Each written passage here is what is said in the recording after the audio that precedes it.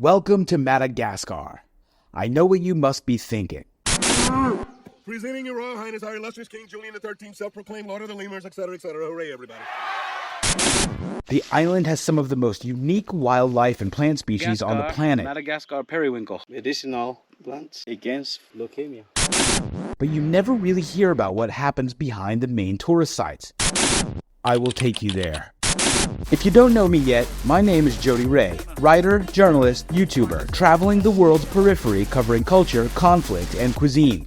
I created Exit Strategy TV to show just that, and now's your chance to subscribe. Check out my other videos on this channel where I have traversed strange places, talking to unique people from all over the world, filming fascinating aspects of culture, conflict, and cuisine.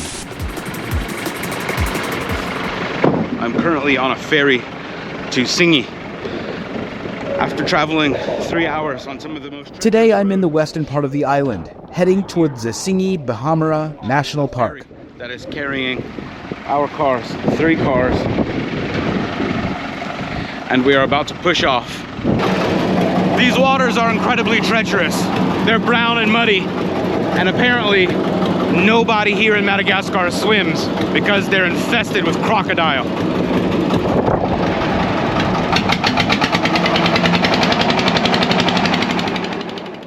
But that's not all that resides here within this national park.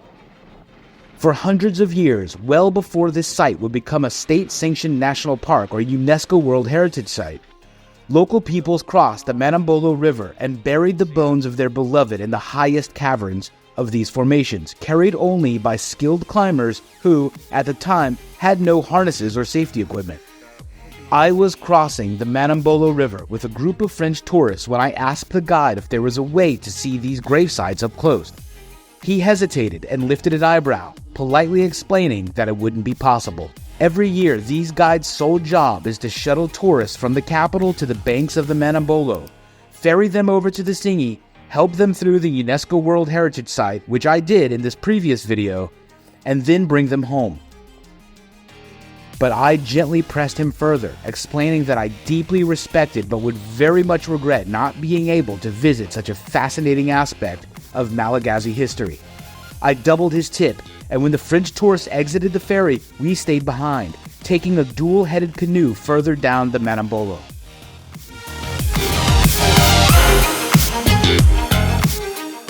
As we traveled down the river, the engines of the 4x4s faded away.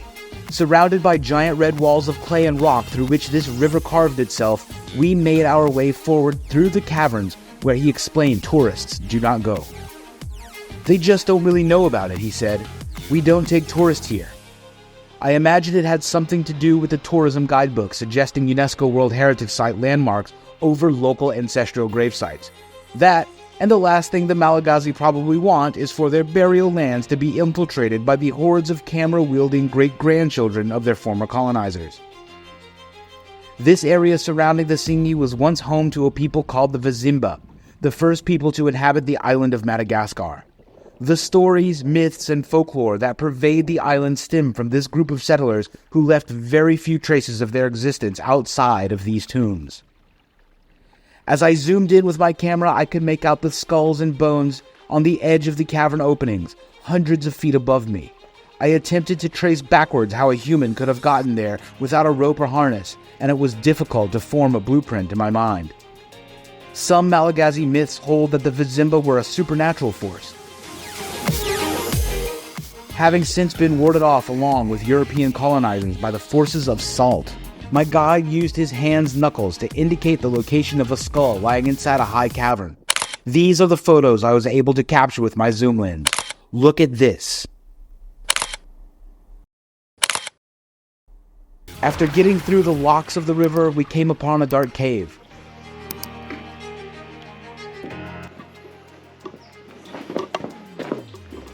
Thank you. Thanks. Okay, so we've made it. There we go. Yeah.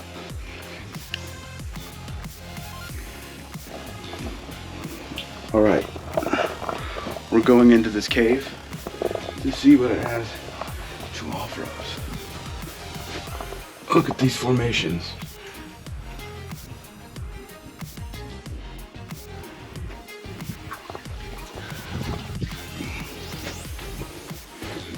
mean, that's very jagged.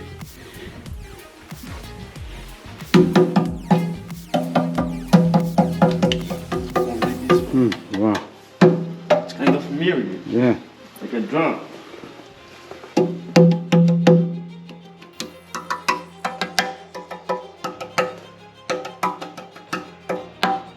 Cool.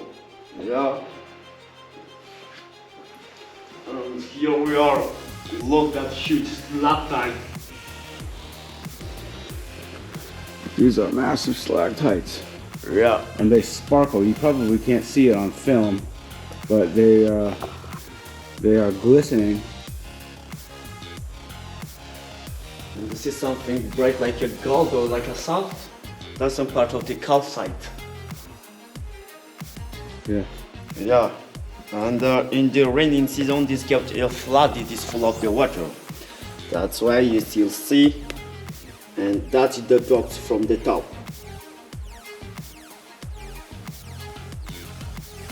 So there's still water pouring from the top On here. the top, yeah. Because that's why as well, you see the formation of stalactite because it starts from the top. Still the depth of the water still coming down.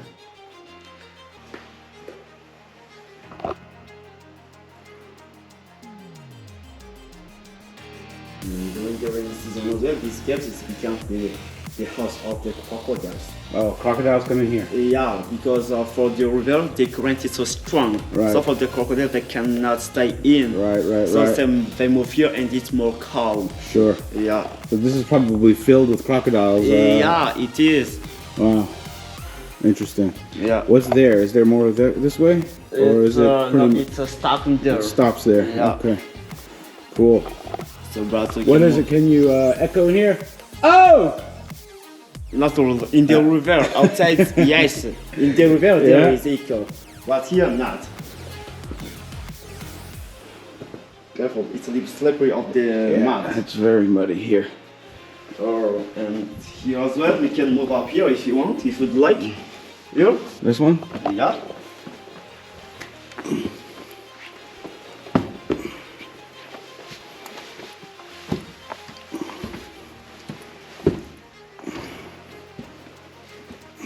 My shoes are. Here we are. It's so close.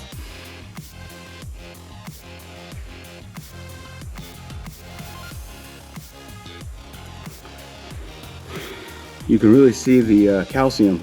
Yeah. Sorry for the shadow, but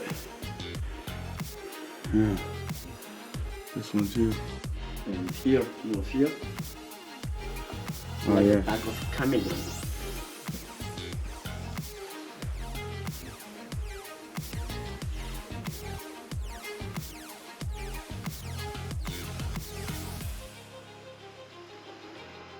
It's just spiky like a chameleon's back. Mm-hmm.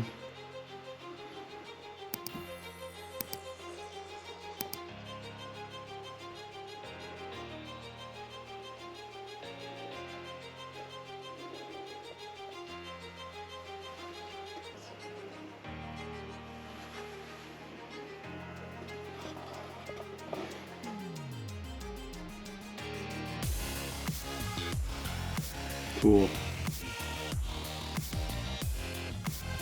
This way.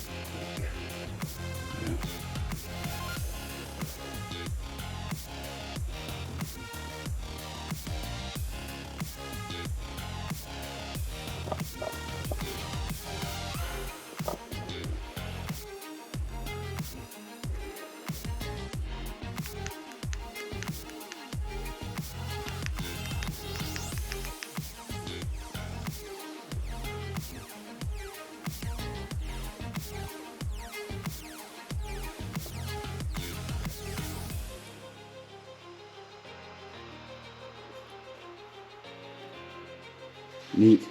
Yeah.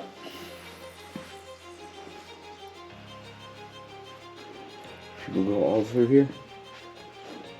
People go through there? You want? I don't know. Is it safe? Not really. I mean, it's very narrow crevices here. Yeah.